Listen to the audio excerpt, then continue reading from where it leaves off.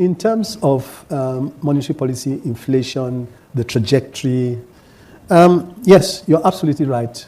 Inflation has moderated and has more or less reacted to our policy toolkit, which central of which is orthodox monetary policy. Okay, and I sometimes I'm challenged when I say that the only monetary policy is orthodox monetary policy. And so by this you mean interest rate mainly as a tool? Yep, because truth of the matter is that we came into a situation where they had gone out of orthodoxy, okay, and that in itself created an enormous amount of challenge, extreme liquidity overhang, and funding not going into the right sectors and all that. So we decided the best thing to do is stay the orthodox monetary policy tool, and we did that. And happily, it is, the situation has definitely responded, and inflation is gradually beginning to ease. As at the last MPC, we observed that inflation had come down to about 20% from 21 before, and about 37 at the beginning of the year. So it's gone quite a journey. Now, in terms of the outlook, to be honest, I think we have no choice but to simply continue with the tools that we're applying, and to ensure that we are able to bring down inflation. Our goal, of course, is single-digit inflation in the medium term. In the medium term. That's always a question of definition of a medium term. Yes, and I will leave that to you to define. Leave that to you to define. That's a prudent response. Yes, because we don't have too much time. We can spend the next day trying to define that. So, and we believe that, going into for example, now I say we are 20, the World Bank recently, and that is their own projection, they recently figured that by 2027 we should be at 15. That's their projection. So I'm just being very open and transparent about that. But to answer your question, we're headed in a direction where we will ensure that inflation is tackled with all the policies at our disposal. At the same time, we recognize that there's trade-offs, and we also recognize that there's need to have growth. Okay, we recognize that. And we are very pleased that we're beginning to see signs of growth. I mean, the last quarter, again, second quarter of the year, growth went up to over 4%, which is the first time we've had that level of growth that exceeds population growth. Okay, so that's a good sign. And these are early times for measuring these indices, given the tightening phase that we have been in.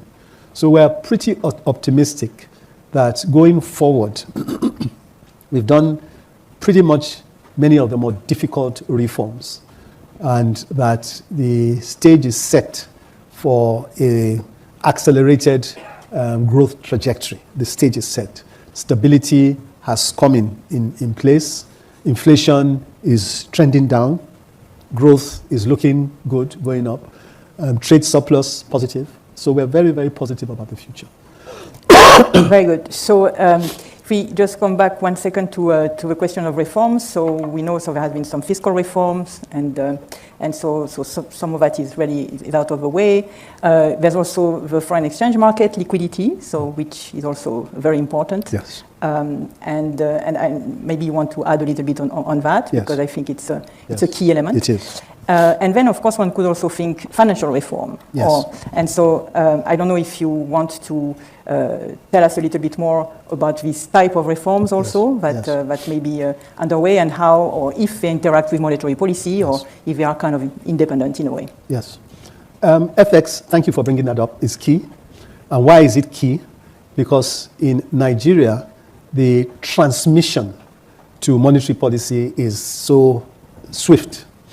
Unfortunately, obviously, we have a situation where we are more or less dependent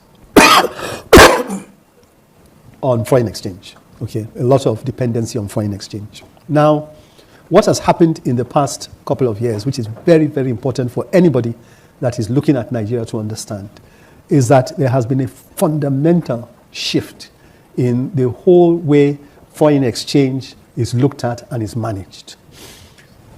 when we came in, we had a situation where, which is well known, quite frankly, where foreign exchange was a major challenge.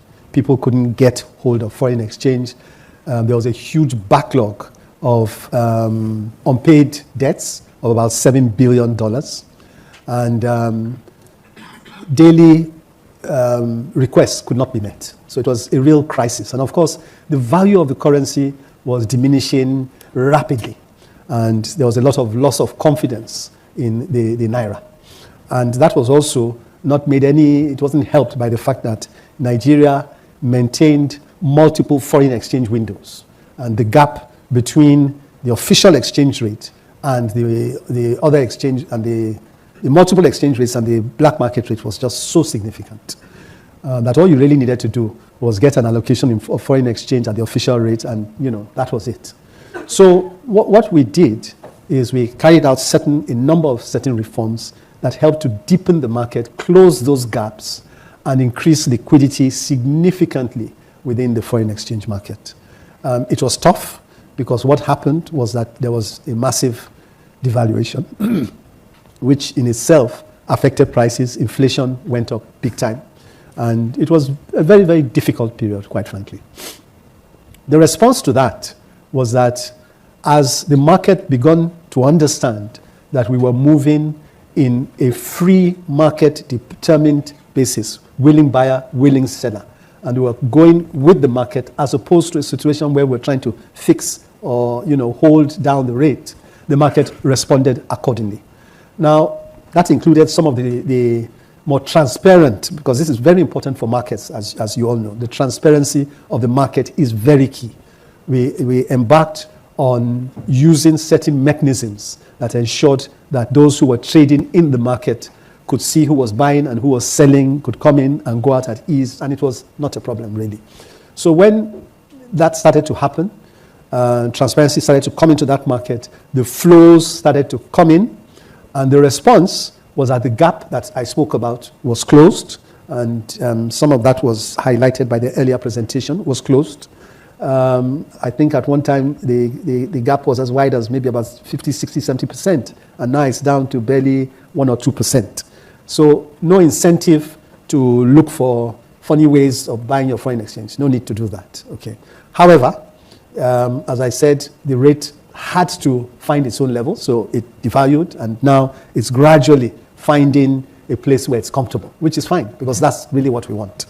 And with that also, we've been able to grow our reserves. Liquidity is more prevalent in the market.